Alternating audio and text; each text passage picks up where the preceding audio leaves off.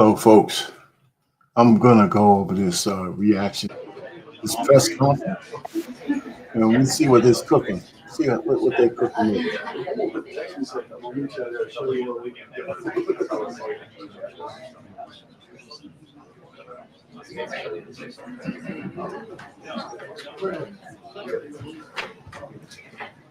Good afternoon, everybody. How are you? Good. I'll let my staff get settled. There's a lot of news today, so I look forward to taking your questions. Good to see you. And I have some updates for you as well. Later today, President Trump will address the Business Roundtable's quarterly meeting, where he will tout his pro-growth economic agenda and answer questions before more than 100 of our nation's leading CEOs. In fact, it's the largest attendance ever for this event, because business leaders are so eager and encouraged by President Trump's return to Washington. This follows President Trump's roundtable yesterday with the Technology CEO Council here at the White House, where he met with key leaders in the technology industry. And last night, President Trump also held an official swearing-in ceremony in the Oval Office for Sean Curran, who is now the 28th director of the United States Secret Service. Sean demonstrated unbelievable bravery under gunfire in Butler, Pennsylvania this past July, when an assassin tried to kill President Trump. As someone who got to know Sean personally throughout the campaign last year, I can say unequivocally that there is nobody better suited for this important role. And following the confirmation of Labor Secretary Lori Chavez DeRumer last night, the Senate has now confirmed 21 of President Trump's well-qualified cabinet-level nominees, far outpacing the previous administration. And looking ahead, tomorrow, the president will welcome the Taoiseach Micheál Martin of Ireland for the annual White House Shamrock ceremony. And Thursday, President Trump will welcome the NATO Secretary General for a working meeting and lunch. On the economy, February's jobs report was good news for America, particularly our manufacturing sector. The manufacturing sector gained 10,000 new jobs in just 1 month under President Trump. This rebound was led by the automobile sector, where we saw 9,000 new auto jobs created already. That is the most auto jobs added to the economy in 15 months. This was a complete turnaround from the Biden administration, where we were losing an average of 9,000 manufacturing jobs per month last year. Reuters is out with a report that a number of companies are now looking at expanding their presence or bringing their businesses into America because of President Trump's policies. And just moments ago, before coming out here, I saw another report by Reuters revealing that Merck has opened a $1 billion facility at its North Carolina site. This is just the latest pharmaceutical company to boost its U.S. manufacturing in lieu of President Trump's tariffs. This announcement follows. Well, listen, the pharmaceutical companies need to be giving back billions to the American people. I mean, we've subsidized for those guys for so long. And whatever guys they come after COVID and all the tens of billions and billions of money that they made, the least they could do is build some plants here and do research here, but still it's an incredible amount of money they use from the government in order to fund their research, and they go away with the profit. So it's the least they can do. So yeah, it's great news, but still, I mean, I'm not patting them bastards on the back. Follows Eli Lilly's plans to invest at least $27 billion to build 4 new manufacturing plants here in the United States. And Pfizer has also said it's considering moving their manufacturing overseas right here to the United States of America. As the president has said over and over again, when we purchase products made in the USA, the profits stay here, the revenue stays here, and most importantly, the jobs stay here. And despite the globalist mainstream media's attempts to worry consumers, President Trump will not repeat the trend of past American presidents who broke their promises to the American public and smiled while they stuck a knife in the back of American workers and shipped their jobs overseas. Our country has lost more than 5 million jobs in more than 90,000 factories due to devastating globalization over the last 3 decades alone. North Carolina lost 300,000 manufacturing jobs, including 60% of its furniture manufacturing jobs in the years following NAFTA. And in Michigan, globalist policies destroyed 250,000 jobs, including 40% of the auto industry, which again, we know is clawing back because of President Trump's action already. These are harrowing statistics that represent countless towns and families who have been completely destroyed. But the America Last globalist era is ending under President Trump.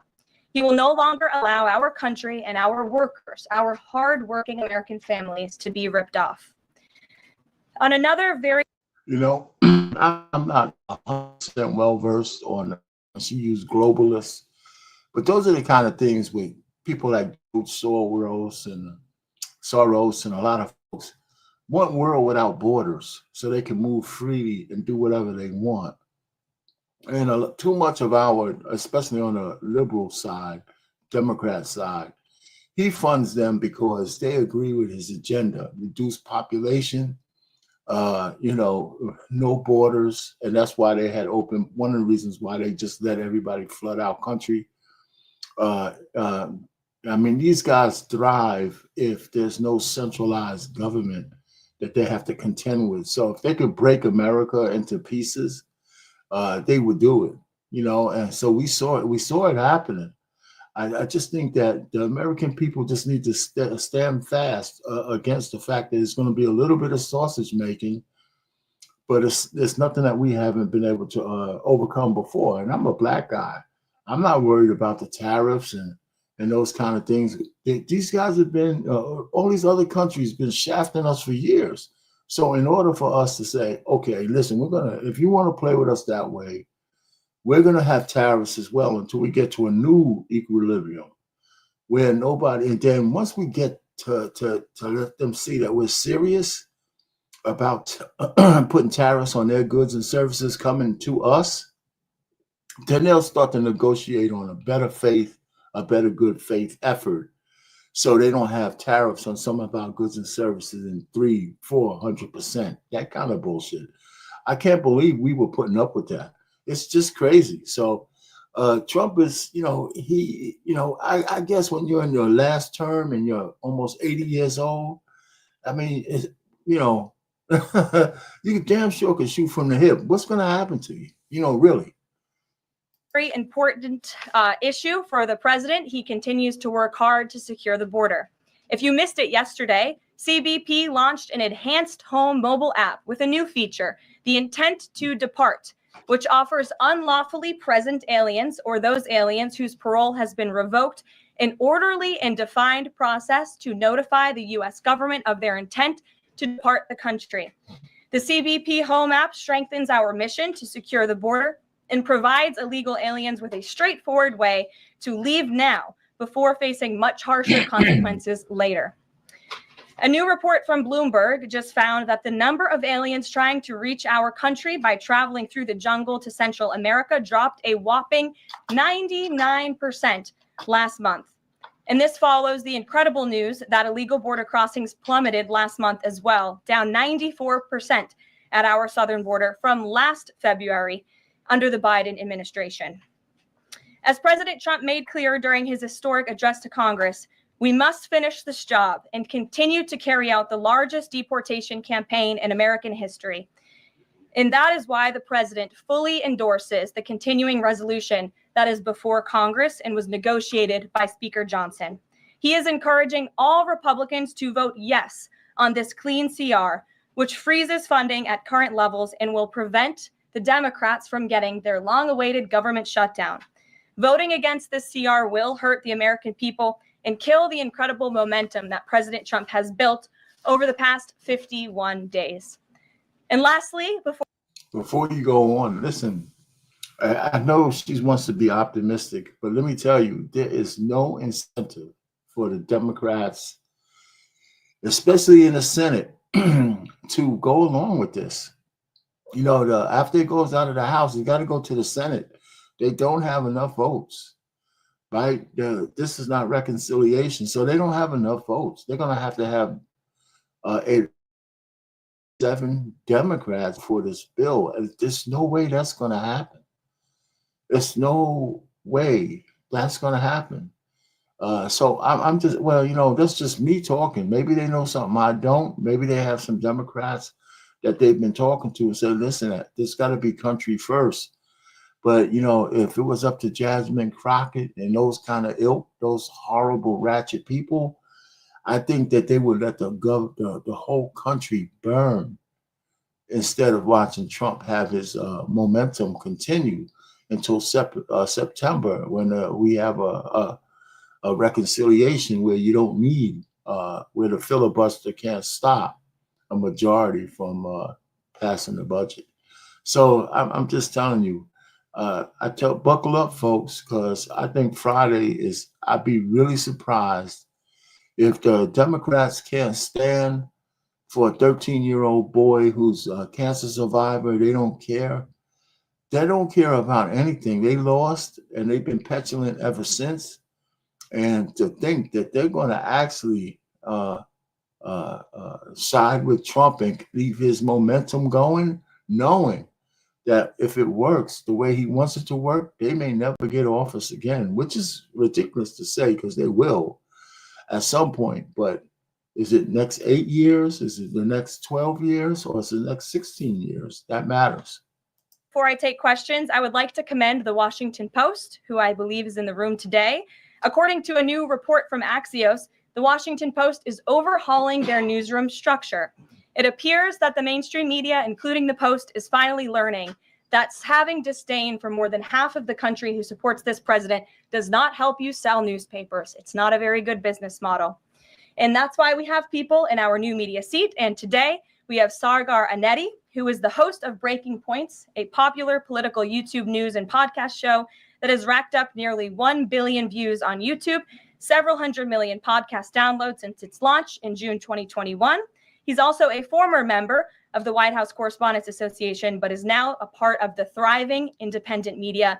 We're very happy to have you with us here today. Why don't you kick off our briefing? Thank you. Really, really appreciate you having me, Caroline. A couple of questions for you, if I may. First on the stock market. So currently it's the 25th anniversary today of the dot-com bubble crash. There's a lot of concern for a lot of Americans right now about the state of the economy. President Trump has refused to rule out a recession. Secretary Lutnick, however, has told us there will not be one. So can the White House just tell and assure Americans today that there's not going to be a recession? Well, there's a lot to unpack there. So let me start by saying that, first of all, when it comes to the stock market, the numbers that we see today, the numbers we saw yesterday, the numbers we'll see tomorrow are a snapshot of a moment in time. And as President Trump has said, and I'm here to echo the remarks of this president of this White House, we are in a period of economic transition. We are in a period of transition from the mess that was created under Joe Biden in the previous administration. Joe Biden left this country in an economic disaster. Several statistics to point out. The delinquency rate on credit card loans increased 63% under Joe Biden, hitting a near 12-year high. Under Joe Biden, all net job growth went to foreign-born Americans. Real wages declined by 1.5% under Joe Biden. And as we all know, and this administration continues to combat, prices soared more than 20% under. Let me just stop it right there, because what she's really saying is that like you said, we're in a period of transition. Transition is uncertainty. Uncertainty in the market is something. But the market was at record highs. The market was at record highs. And one of the things that I do to measure the market and where you start to worry is that you have to understand that the market needs to correct, and it does every so often. It does three things, and I want to show that to you just so we could be on the same page, right? The market, these are indicators: the Dow, the S&P 500, the NASDAQ.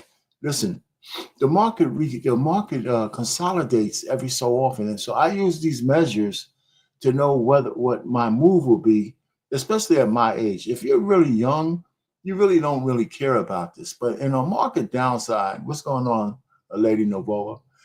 In a market downturn, you got to look at the percentages from the 52-week high. Even though the market looks really bad, we're only down like 11%.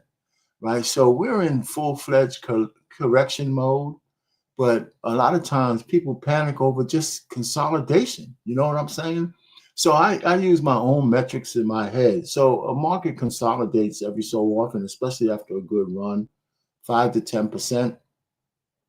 So a correction is anywhere from 11 to 18%. And so we're in that 11% mode, right? Because it took the big day yesterday of 1,000 points down to even get to that 11%. You know, there was a little bit of flattening out today. So once it gets over 18%, 19%, and over 20% to wherever, that's a collapse in my mind. But the reason why I did this in my investing days is because when I look at the percentages, that kind of tells me what kind of reaction I need to have. Do I need to panic and all that kind of stuff? So in my, I'm older, so I can't really, I don't know how many years in our years, but hey, listen, let's just say I'm have another 20 years. Should I worry about this blip on the screen while he's sausage making? Because I think the market is going to bounce back before the end of the year. So in my daughters in their portfolios, and they're putting some serious money in there. This is just a blip on the road. I wouldn't tell them to move anything, right now. And sooner or later, Tesla is going to be a great buy, right? When people move on, that stock and that company is going to go right back up. There's just no doubt about it. Still the best electric car in the whole entire world. So some things, the sources make people, scared, but that's what that is. So I use these metrics in my head at the 3 C's: consolidation, correction, and collapse. And we're still in the correction mode. And I just think that it's going to flatten out somewhere in there. Now the only other thing I could say that could get us to a little worse part, because I really can't see the Democrats agreeing to anything on Friday. So I think the government's going to shut down. That's just me. I'm sounding negative, but based on the way the Democrats are moving, I can't see them voting for anything in the Senate to keep Trump's momentum going. I'd be very, very surprised. Matter of fact, that would be a feather in their cap for the future if they actually agree to the continuing resolution. But shit, man, I doubt it, man. I really doubt it. Based on the way they've been acting up, I really doubt it. But hey, listen, I'll pray for all of us because a government shutdown is not fun.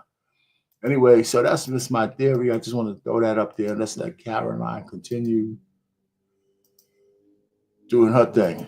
Joe Biden, because of his reckless spending and economic policies. So we are in a period of transition from that economic nightmare under a president who had no idea what he was doing, never held a private sector job in his life, into a golden age of American manufacturing under a businessman and a deal maker in chief in President Donald J. Trump, who is implementing the formula that we know works. Look at President Trump's results in his first term. If people are looking for certainty, they should look at the record of this president. That's why the American people reelected him back to this office.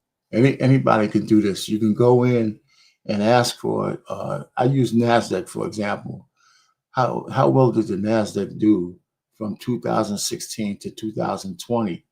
And it was up 75.8%. I'm sure something was similar for the S&P and for the Dow. So his first term, even up to the pandemic, the markets were doing pretty well, even though it's not really fair for us to look at the markets every quarter when other countries have 100-year plans and we're planning from quarter to quarter. It's kind of ridiculous, but that's the way our market is working. And look at everything that President Trump has already done and his team has already done in just 51 days. The massive efforts to deregulate, tax cuts, which we need Congress to pass the Trump economic agenda, the Trump tax cuts, which will unleash economic growth. And the president also addressed this directly, I will point out as well, when you look at what he said on Air Force One. And he said he wants the American people to have so much money in their pockets they don't even know what to do with it. That's the intent of this administration, and we're working very hard every day on that goal. Second question on the CR. So President Trump came out today in a primary challenge against Congressman Thomas Massie. Congressman Massie's been a supporter of DOGE. He's been a supporter of Make America Healthy Again. What kind of message is this White House sending against a congressman who's sticking up for principles that he's long held in the chamber and voting against continuing resolution and spending? I think the president has made it very clear that he believes it's critical for conservatives and Republicans, and frankly, all members of Congress to get behind this continuing resolution to keep the government funded. The president wants to continue the momentum that he has built over the last 51 days. In order to keep the government funded, we got to keep moving with these deportations. And he believes that everybody needs to get on board with this bill. He's been active in this process. He's been making calls to get this over the finish line. And we're urging every Republican and Democrats too to do what's right for the American public to prevent a government shutdown. Just the last question here on Mahmoud Khalil. Does the administration believe that it needs to charge a green card holder with a crime to be eligible for deportation? Well, in fact, Secretary Rubio reserves the right to revoke the visa of Mahmoud Khalil. And I'm glad you brought this up. Under the Immigration and Nationality Act, the Secretary of State has the right to revoke a green card or a visa for individuals who serve or are adversarial to the foreign policy and national security interests of the United States of America. And Mahmoud Khalil was an individual who was given the privilege of coming to this country to study at one of our nation's finest universities and colleges. And he took advantage of that opportunity, of that privilege, by siding with terrorists, Hamas terrorists who have killed innocent men, women, and children.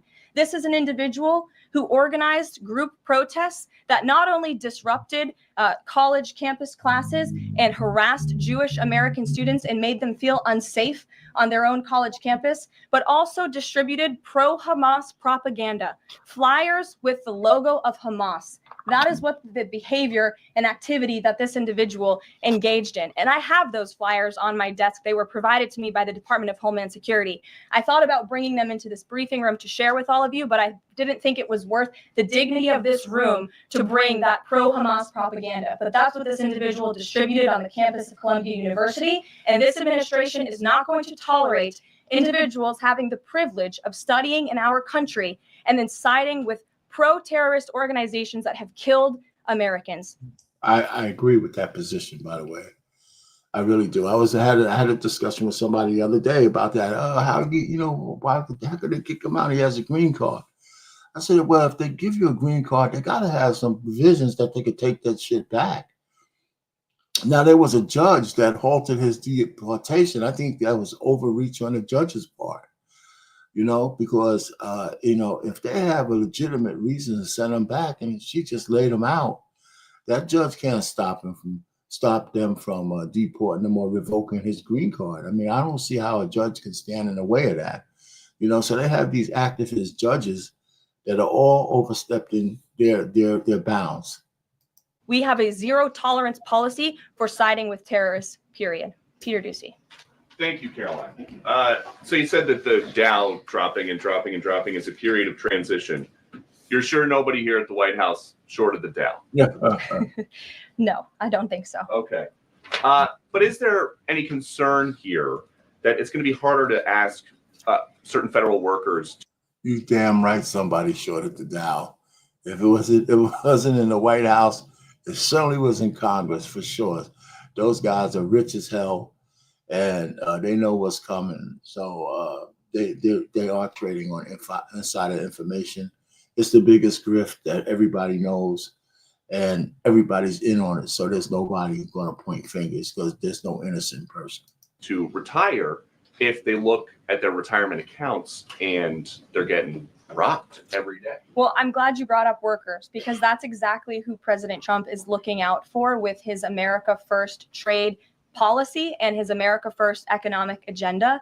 And if you look at, there's great indication to be optimistic about where the economy stands. And the American people, investors, CEOs, small business owners, but most importantly, workers, should bet on President Trump, because his tariff policies, what he envisions is reciprocity, fair trade practices where American workers are put first and are no longer ripped off by foreign countries all over. Yeah, Caroline, I agree with what he's trying to do. But the guy who's a year away from retirement, 5 years or less, he sees whatever nest egg he has to live on go down. So you got to give him some kind of, I mean, I hear what you're saying, but what's the hope? How long do they have to last it out before that money comes back? You know, the one thing they can't do is sell. That would be really stupid. But, you know, I mean, if I had $1 million and now it's only 800 grand, you know, my plan was on $1 million. So I got to wait for that million to come back. So I don't know. So that's the kind of answer he's looking for. But, and she's not going to give it to him, by the way. Over this world. President Trump says he's going to buy a Tesla today. Did he buy it? And when is the last time he drove a car? That's a very good question. I have heard the president remark that he misses being able to drive, that luxury of driving his own vehicle, although the beast is nice. But he is going to be viewing a Tesla that is making its way to the White House complex now, I can confirm. Perhaps the press pool today will have an opportunity to witness this very exciting moment later this afternoon. But a Tesla is on its way here now, and we'll see if the president likes it when he checks it out. So they're bringing him a Tesla to look at, and if he likes it, he's just going to buy it. You know, he's intent on, he's definitely going to buy one, but he'll take a look at it when it gets here later this afternoon. Right, he ain't driving no damn car. He probably hasn't driven a car, man. That's a great question. He probably hasn't driven a car in his whole adult life, man. You know, I'm talking about. But once he became this mogul, he doesn't drive. Tell? Yes, full market price. Kelly. Can we talk about Canada? What is the status of President Trump having a conversation with Mark Carney? We have seen the president use the term governor to refer to Justin Trudeau. Will that moniker also go to Mr. Carney going forward? And is the decision to increase the tariffs, is that based on a specific economic metric that he looked at? Is it impulse? How would you describe his reaction to Canada? The president has not yet spoken to Mr. Carney, not since I checked, which was just moments ago. But certainly his phone is always open to leaders who wish to speak with him. As for the tariffs, the president made his position on this quite clear with the statement that he put out. And it was a retaliatory statement due to the escalation of rhetoric that we've seen out of Ontario, Canada. The president saw the premier, Doug Ford, make an egregious and insulting comment threatening to shut down electricity for the American people, for hardworking American families. He made that threat. The president saw that and has an obligation and a responsibility to respond accordingly. And represent the interests of the American people. So he has made the decision to add a 25% tariff. So now steel and aluminum tariffs will come into effect tomorrow at the rate of 50%. And our steel and aluminum industries have actually applauded these tariffs because, again, they know it's going to grow their industry here. It's going to allow them to export more steel that is made right here in the United States with American workers. Egregious and insulting are your words here, but that's what many Canadian leaders have said about the actions President Trump has taken toward Canada. And what do you think the timeline is for speaking to Mr. Carney? Because normally a sitting president speaks to a close ally very quickly when there's new leadership. Well, the president is, again, responding to the fact that Canada has been ripping off the United States of America and hardworking Americans. Yeah, people listen closely to the fact of what Canada and other countries are doing to America with tariffs.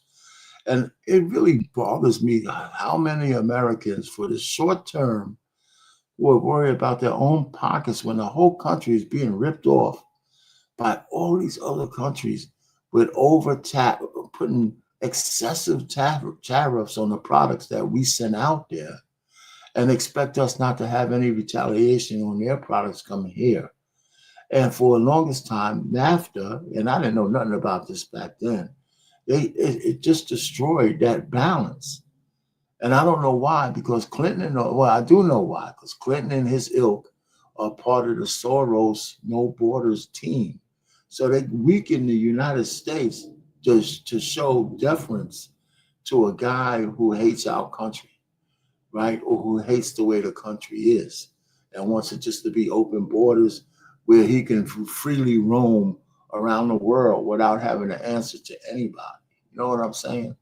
So he destroys whatever mechanism we have in place, so he can do whatever he wants. That's my interpretation of why guys like him and guys like him don't want solid national borders. For decades. If you look at the rates of tariffs across the board that Canadians have been imposing on the American people and our workers here, it is egregious. In fact, I have a handy dandy chart here that shows not just Canada, but the rate of tariffs across the board. If you look at Canada, since you brought it up, American cheese and butter, nearly 300% tariff. You look at India, 150% tariff on American alcohol. You think that's helping Kentucky bourbon be exported into India? I don't think so. 100% tariff on agricultural products from India. Look at Japan, tariffing rice, 700%. President Trump believes in reciprocity, and it is about dang time that we have a president who actually looks out for the interests of American businesses and workers. And all he's asking for at the end of the day are fair and balanced trade practices. And unfortunately, Canada has not been treating us very fairly at all over the past several decades. To the woman in the purple, because I saw you were making a face at my previous answer. So what's going on? Well, actually, I have a couple of questions. At the core of pro-Palestinian protests on college campuses and elsewhere is a demand to end the war in Gaza, a goal that this administration actually supports and has pursued. So why has this not been acknowledged or highlighted even? Because these colleges and these protests have again put out Hamas propaganda. The flyers that have been distributed call for violence. The flyers that have been distributed have the logo of an organization that has held Americans hostage, that murdered innocent babies, that murdered men, women, and children. They are a designated foreign terrorist organization, and we are not going to tolerate non-citizens, foreigners who come here on a visa engaging in such behavior, siding with terrorists. And the Secretary of State reserves the authority to revoke the green card or the visa of an individual who serves as an actually it says right here, reasonable grounds to believe that the alien's presence or activities in the United States would have potentially serious adverse foreign policy consequences to the United States. And I think siding with Hamas makes that quite clear. Secretary Rubio exercised that authority, and we fully believe that we are going to move forward with more arrests, as President Trump previewed in his statement yesterday. So are there conversations between the administration and the Canadians going on over this tariff? Because the Ontario Premier says the next step is to cut off electricity to the U.S. And the president put out a statement after seeing those comments and said that it would be there would be grave consequences imposed on Canada if they think about shutting off electricity for the United States of America and our citizens. And the president is also determined to ensure that we are depending on American electricity, not the electricity production of foreign nations, including our allies in Canada. As for conversations, there is continued correspondence between the president's team. Can you imagine the guy sending a threat that he would stop electricity coming over? And I think immediately after he said it and tried to be a big tough guy, he regretted that. Not just because Trump returned fire, because that almost sounds like an act of war. You know what I'm saying? Nobody really died, but that, and I don't know why we relying on electricity from Canada to lighten up Michigan. You know what I'm saying? So it's crazy. No, we shouldn't be that vulnerable to anybody. It's just crazy. Particularly Secretary Lutnick and the Canadians as well. And in the market reaction, how do you sell to the American people then after looking at what's happening in the markets this week and say that the tariff policy long term is something good? Well, just think about what the tariff policy long-term will do for our country. I think many of us probably grew up in small towns. I know at least I did. And the main street in my small town looks a heck of a lot worse than it probably did decades ago before I was alive. At least my parents and grandparents tell me so. And I know many Americans feel that same way. What the president envisions for this country is for the United States of America to be a manufacturing superpower where there are American factories and businesses owned by Americans, producing goods that we are exporting to the rest of the world. Those revenues will stay here. It will increase wages for people here in our great country. It will ensure our national security, and it will boost the morale of the American people to have thriving industries again. I mean, that even sounds like listen, first of all, it's like they act like Trump invented tariffs, okay? You implement a new policy, it's going to perturbate the market, right? The fact that we have a shutdown looming on Friday doesn't help, right? That doesn't help anything either. And so the market is in correction mode. It was some people think it was overheated anyway when it went into the NASDAQ in the 20,000, the Dow over 45,000. So I just think that some people say, hey, listen, it was due. And, and any kind of uncertainty will cause a sell-off. And that's what we're seeing. So it's not just the tariffs, but they have something to do with it. But there's a method to the madness, right? I mean, nobody wants to address the fact that these countries have been ripping us off with excessive tariffs for years, decades. And now we're finally saying, you know what, enough is enough. Well, let's levy some of our own, and let's see who needs whose products more. Think about Detroit, Michigan. Think about North Carolina, as I mentioned, that used to have a thriving furniture industry that no longer exists because of the globalist trade policies of previous and past administrations. And the American people gave the president a tremendous opportunity to restore American greatness and restore our manufacturing dominance. And he's intent on doing just that. John. Thanks, Caroline. Two questions for you. First, on the CR, you put up on the screen the president's message to Republicans to support this continuing resolution. Is there outreach to Democrats? Because what we've seen since the beginning of the fiscal year is that in order to get a continuing resolution, you need bipartisan support and you need compromise. Well, right now, we are focused on House Republicans and on the House, because that's the first step, as you know, John. And so the president has engaged in correspondence with House Republicans, whipping votes and getting them to a yes, which I understand has been pretty successful this morning thus far. And so, again, the president is encouraging Republicans especially, but again, as I said, all members of Congress to vote to continue funding this government so we can continue the business of the American people. See, now what she's saying is, I mean, you hear what she's saying. There's one Republican in the House, Massey, who is not going to vote for this, and he already said it. I don't know if he'll change his mind, but I don't know. He's some ideologue, and he has a certain way of thinking, but he agrees with everything else. But he doesn't agree with this, so he's going to vote his conscience. But like I said, it's the Democrats in the Senate that you're going to have to win over, at least one Democrat. You got 7 Democrats. Now, these are the same Democrats who have 15 women, 16 women in the Senate, and none of them voted for keeping men out of women's sports. So I could just tell you that this bill is dead on arrival. You're going to go through the motions, but somehow you guys have to have plan B, set up. People, which elected President Trump to do. And then on financial markets, we've seen this decline yesterday. We see it today as well.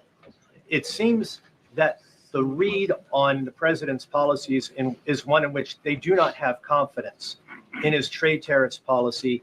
They do not have confidence in what the president said to Fox News over the weekend, that he didn't rule out the idea of a recession. What is your read in terms of the decline that we've seen over the last week and a half in financial markets? Well, I think there's actually a lot of reason to be confident, and many people do feel confident. Just look at the nearly $2 trillion in.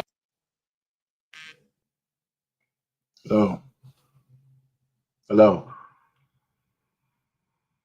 Hello. Hello.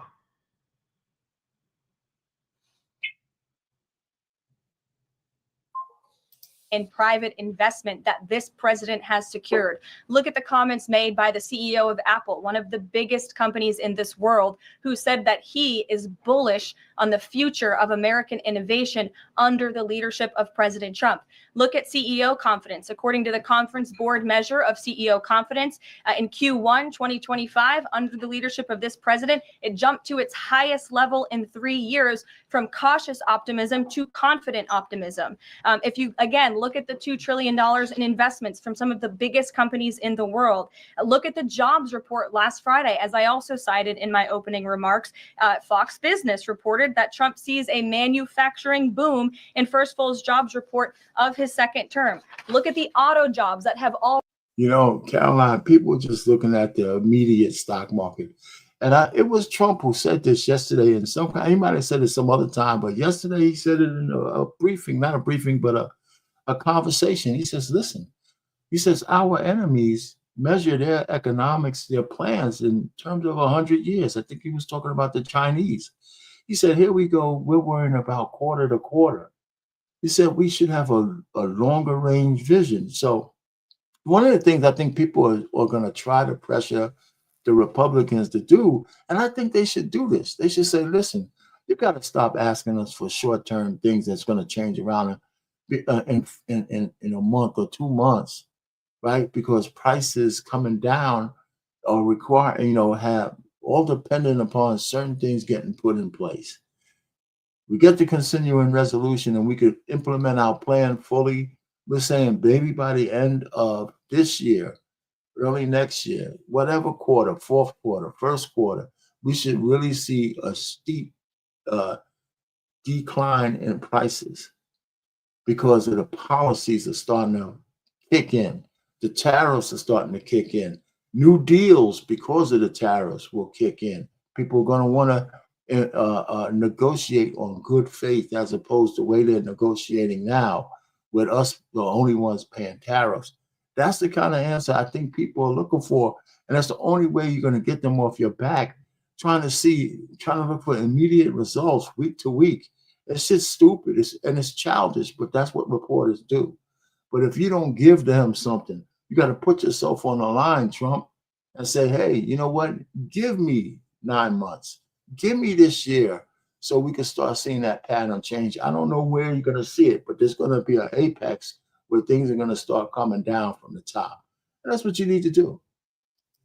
Already poured back into America. We added 9,000 new auto jobs. Those are sticky jobs. Those are good paying jobs. That's 9,000 American families who will now be able to live the American dream because of the policies of this administration. You also look at small business optimism. The NFIB put out a report this morning. Small business optimism continues to be far higher than it ever was under the previous administration. There's a lot of reason to be optimistic. And again, the American people, CEOs and people on Wall Street and on Main Street should bet on this president.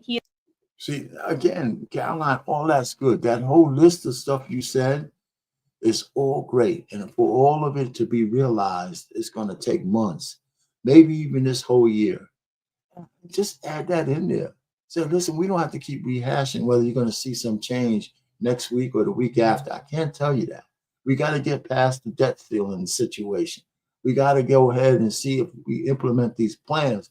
We got to be able to reinforce how we're securing the border because that's going to cost money, not only this year, but it's going to have to be a part of what we budget every single year. And so we got to get these things together. And I'm just thinking, you got to give people some meat to chew on and hold you to the fire. That so 9 months or a year from now, if nobody sees anything better, you have to come up with another reason why it hasn't kicked in yet. But you can get them off your ass right now. He is a deal maker. He is a businessman, and he's doing what's right for our country. He wants to restore wealth to the United States of America. Michael, good to see you. Hey, Carolyn, thank you. 2 questions, if I may. Will the administration be providing any relief to states affected by the Ontario power tariff? Well, the president has made it very clear that Canada would be very wise not to shut off electricity for the American people. And we hope that that does not happen. As for what would happen if that does take place, I'll leave it to the president to make those decisions. Does President Trump share the Justice Department's concern over rising egg prices and possible collusion of big egg? Well, we definitely We definitely do share the concerns of the American people when it comes to the price of eggs. However, good news, the average cost of a dozen eggs is actually down since Secretary Rollins and President Trump announced their plan. It's down $1.85. So that's good news on the cost of eggs. And as we know, under the Biden administration, egg prices went up 22%. This is another example of an economic mess that President Trump inherited, and the Secretary of Agriculture and the president are focused on fixing it. Secretary Rollins put out a 4-point plan rather, to address this crisis. And she has been honest and realistic with the American people, as this administration always is. It will take about 3 to 6 months to get the egg supply back to where it should be. But she's focused, and this administration is focused on doing that every day. Karen. Thanks, Caroline. Just back on the markets, you said that what we're seeing this week right now on Wall Street is a snapshot of a moment in time. But does the president think he bears any responsibility for the turmoil in the stock market this week? Look, the president is unwavering in his commitment to restore American manufacturing and global dominance. And I think he doubled down on that this morning with his new statement and the tariffs that will be implemented tomorrow on steel and aluminum.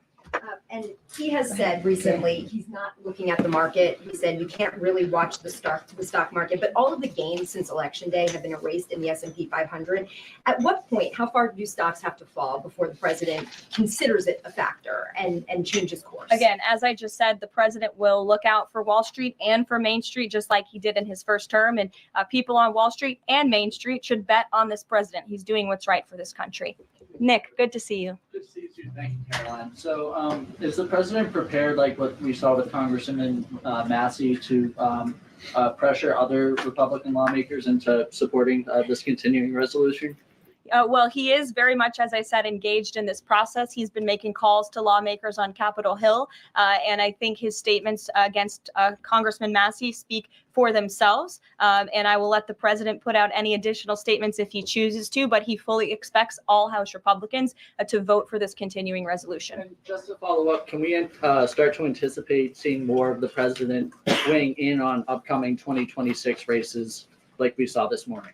I'm not sure about that. I'm not even sure if I'm allowed to speak about that from this podium. I would check in with our outside political team for guidance on future races and the president's involvement. Elena. Thank you. I wanted to ask about some comments Elon Musk made yesterday. He said that there is $500 to $700 billion in waste and fraud and entitlement spending. He called it, quote, the big one to eliminate. Earlier this month, he also referred to Social Security as a Ponzi scheme. Should Americans expect changes, big changes to Social Security and Medicare? President Trump has been unequivocally clear on this. He is going to protect Social Security and Medicare benefits and Medicaid for hardworking Americans who paid into these entitlement programs and deserve those hard-earned benefits. And unfortunately, the mainstream media has taken Mr. Musk out of context. I saw a Bloomberg headline that our team actually worked on getting updated and fixed because it was so wrong, and it took Mr. Musk out of context. What he was specifically referring to cutting was the waste and the fraud and abuse that does exist in these programs. According to an IG report from the Social Security Administration, there's more than $70 billion of fraud in the Social Security program alone that we know of. I think at some point you're going to have to show people the receipts. I know we said some things that they have. I think people need to physically see the receipts. I think some stuff is on DOGE, on X. But the thing with Musk is, and I don't know if Trump is going to do this, and certainly you can't do it publicly. Somebody needs to just say, listen, you can't look so happy that people are losing their jobs, right? I mean, I believe that cuts are necessarily shrink the government. Great. I mean, I worked for the government for years, and I had to live through reductions in force, base closures, all that kind of stuff. Clinton, for heaven's sakes, fired 450,000 employees in the 8 years he was in government. So, and he did that in order to try to balance the budget, and he actually accomplished that. So there is a model. And you can't carry dead weight when you're trying to do that. But you don't need Musk to be one of the richest men in the world, walking around stage with a hacksaw and shit. I mean, even the people who agree that that the government needs to be reduced. You can't have the guy who can eat every night celebrating the fact people are losing their jobs. It's just a bad optics. It's bad optics. He could do his job. He could be a bulldog and making sure his people identify every little bit of fraud, waste, abuse. But you don't have to look so happy doing that shit, right? And I'm not saying he has to look solemn or come out, but you can't celebrate the fact that people are going to, even rightfully so, that people are going to be on the street. Now, I can see if they were traitors, like some of the people who are turning secret information over to the sanctuary cities so they can warn murderers and killers that the ICE people are coming.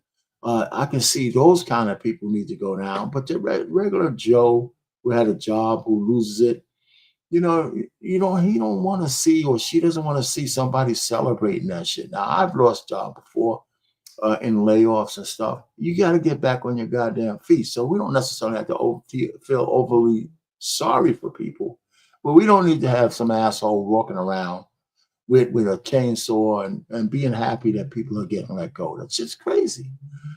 So you got to rein that guy in a little bit. I mean, just a little bit.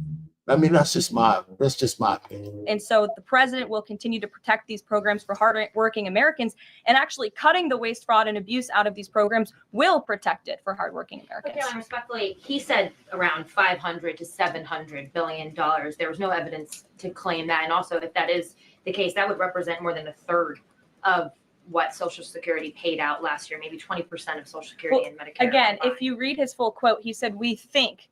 So it's an estimate based on what he's seen. He's not saying definitively. He's saying that's what DOGE suspects and thinks. And that's exactly why DOGE was created, to ensure that we are investigating the fraudulent spending, the wasteful abuse across our federal government. And I would remind everybody in this room that 77% of the American people support this effort by Elon Musk and DOGE to identify such waste, fraud, and abuse. Caroline. Go ahead. Thanks, Caroline. You're welcome. If we could just step back for a second. When President Trump last addressed the BRT when he was on the campaign trail, his big push was on tax cuts. He's going there today as he's proposing tax hikes in the form of tariffs. And I'm curious He's not for doing why that. he's prioritizing that over the tax cuts. He's actually not implementing tax hikes. Tariffs are a tax hike on foreign countries that, again, have been ripping us off. Tariffs are a tax cut for the American people. And the president is a staunch advocate of tax cuts. As you know, he campaigned on no taxes on tips, no taxes on overtime, no taxes on Social Security benefits. He is committed to all three of those things, and he expects Congress to pass them later this year. I'm sorry, have you ever paid a tariff? Because I have. They don't get charged on foreign companies. They get charged on the importers. And ultimately, when we have fair and balanced trade, which the American people have not seen in decades, as I said at the beginning, revenues will stay here, wages will go up, and our country will be made wealthy again. And I think it's insulting that you are trying to test my knowledge of economics and the decisions that this president has made. I'm now regret giving a question to the Associated Press. Mary, go ahead. Yeah, that's an Associated Press asshole. They're going to be at war with the Associated Press for 4 years, which is cool. You always have to have somebody keep you on your toes. My man's smirking because he knows that was a gotcha kind of question. Hey, Caroline, I have two, if that's okay. The first one was on Russia, Ukraine. I know Special Envoy Witkoff said yesterday that Zelensky apologized in his letter to Trump. Can you share any more about that letter and what else might be interesting from it that we don't know? Yes, the president did reference that letter, as you're saying, in his joint address to Congress. And I do have an update. As you know, Secretary of State Rubio and our National Security Advisor, Mike Waltz, have been negotiating with the Ukrainians today in Saudi. They will be providing a full readout of that meeting very soon. But I can assure you and everybody here and the American people that the news we've received from that meeting throughout the day and the president has been briefed on is positive. This meeting has been productive. I will let Secretary of State Rubio and our National Security Advisor speak to the specifics of what has taken place today when they are ready to do so when the meeting concludes. Lindsay, go ahead. referring to Mahmoud Khalil, the president has said this is the first of many arrests like this. Does the administration have a rough estimate of how many arrests you're planning to make similar? I don't have an estimate. I do know that DHS, based on very good intel that they have gathered at the direction of the president's executive order, which made it very clear to the Department of Homeland Security that engaging, as I said, in anti-American, anti-Semitic, pro-Hamas protests will not be tolerated. So since the president signed that executive order and since Secretary of Known has taken the oath at DHS, they have been using intelligence to identify individuals on our nation's colleges and universities, on our college campuses, who have engaged in such behavior and activity, and especially illegal activity. And so I don't have a readout on how many arrests will come, but I do know that DHS is actively working on it.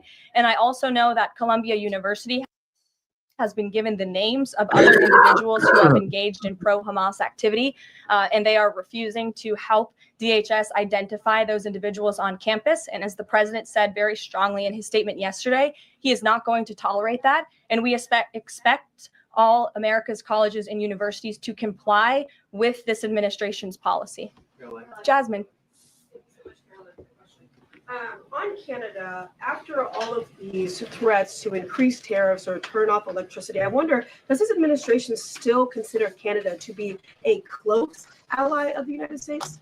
Well, I think Canada is a neighbor. They are a partner. They have always been an ally. Perhaps they are becoming a competitor now. But as the president also laid out in his Truth Social post today, he believes that Canadians would benefit greatly from becoming the 51st state of the United States of America. And I actually looked into some of the research about the cost of living in Canada, and the cost of living is much higher than it is here in the United States of America. The average cost of a home in Canada is much higher. In Quebec, the highest tax rate for an income of $150,000 or more is 53.3%, more than half of Canadians' incomes they are being taxed on. So the president has made it clear that he believes Canadians would be better served economically, militarily, if they were to become the 51st state of the United States of America. Reagan. I wonder what the real motivation is behind just saying that. Punking Trudeau and calling him a governor. You know, it was just like a man-to-man thing, right? Trudeau just said, "Listen, Trump, man, you're an old man, so I can't slug you, but you know, I mean, stop calling me your governor," right? But the fact is that I think he just like punked him out of office. So they got this new guy who's in there who's even worse than Trudeau, from what I understand. But is it really feasible for Canada to be a 51st state? It'd be nice to see, even though she ran down some statistics. You know, what would that look like? Does that expand our tax base so all of us pay less taxes? How do you handle the fact that they have so-called universal health care? And in our country, we can't get there because of, I believe, racism, because nobody wants to share that with minority groups. So I'm just thinking, you know, how do you reconcile the differences there? Or do they just go ahead and continue to run the way they run?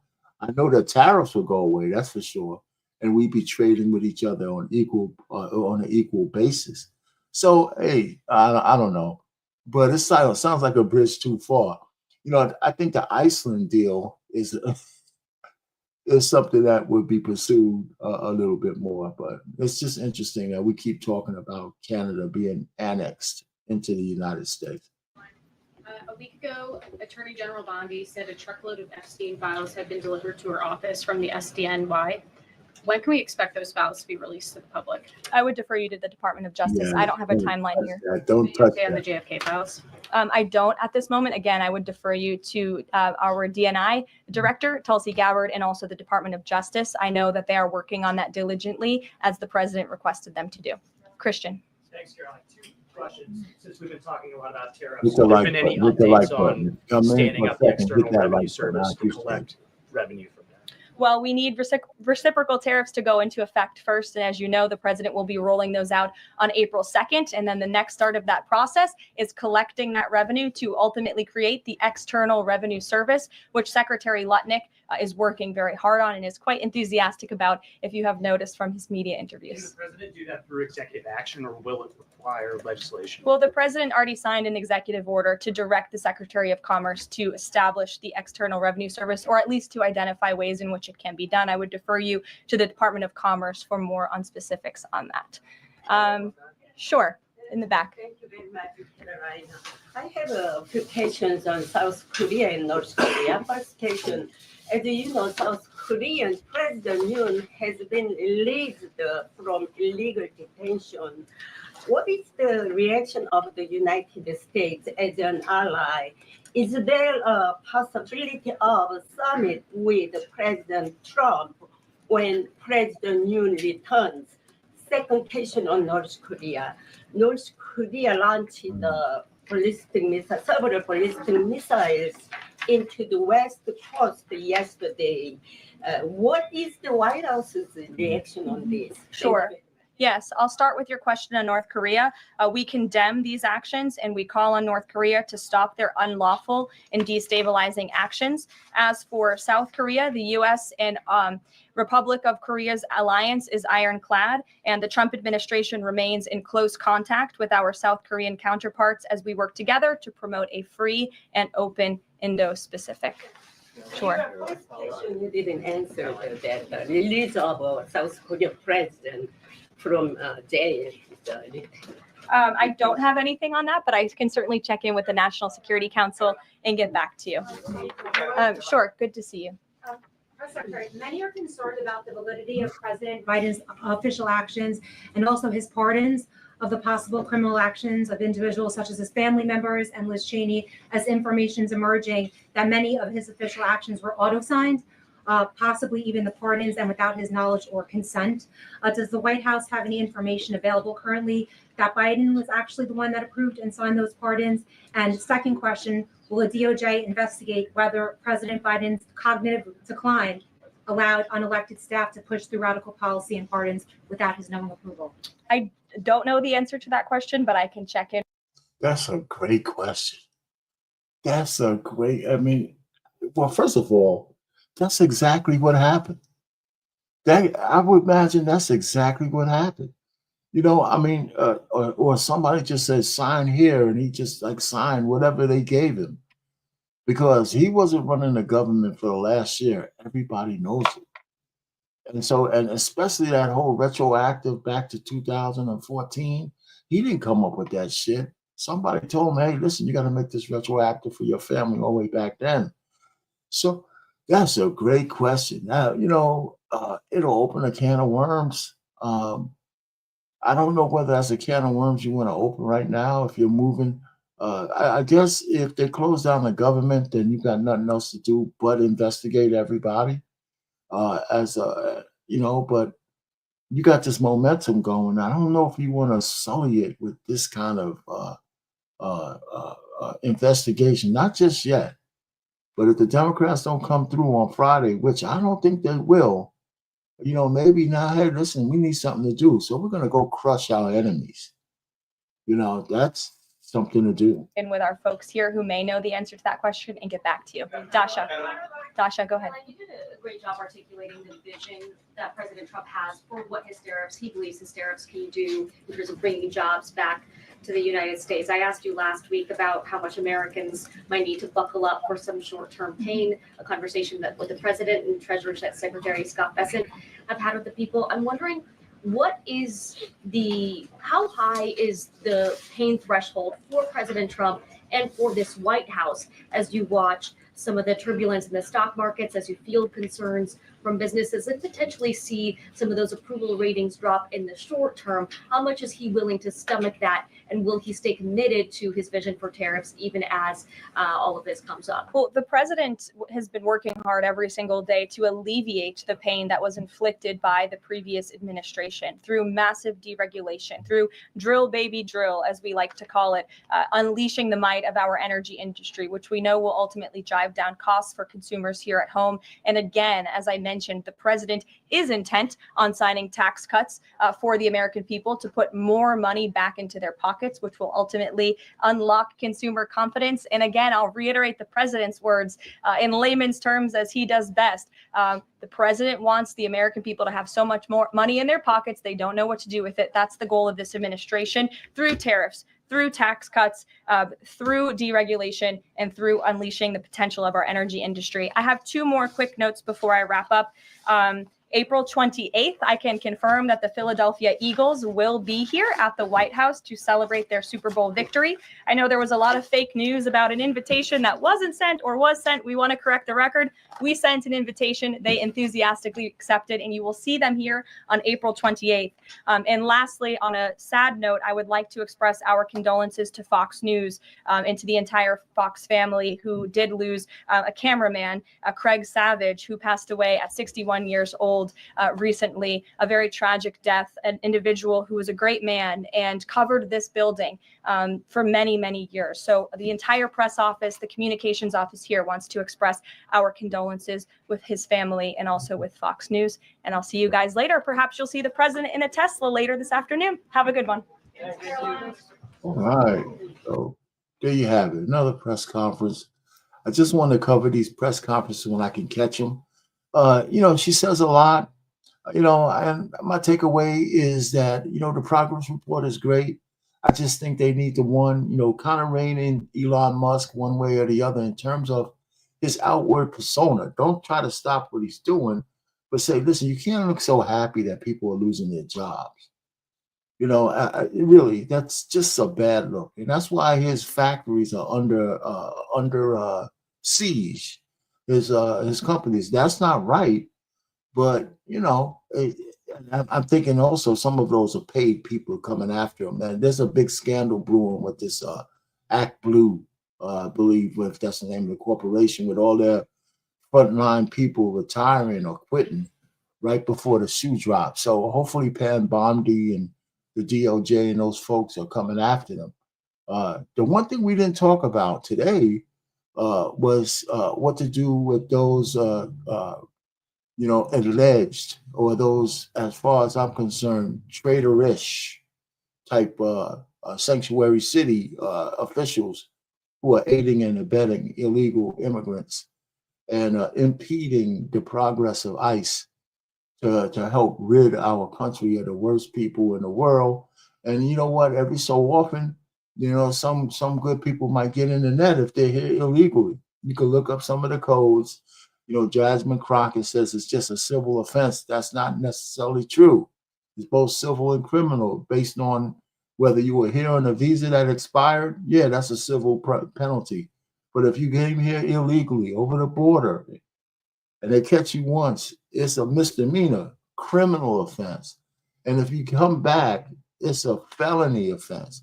But all offenses, civil or criminal, are subject to deportation. You can look that shit up. So she's only telling you half the story, and I would expect her to tell you more lies down the road. If she's the best that the Democrats have to offer, they're in trouble. So the other thing is, the Republicans can't let hubris get in the way of the plan. So what Elon Musk is showing is a little bit of hubris in terms of his elation that people are going to have hard times. He needs to stop that shit, man. He really does.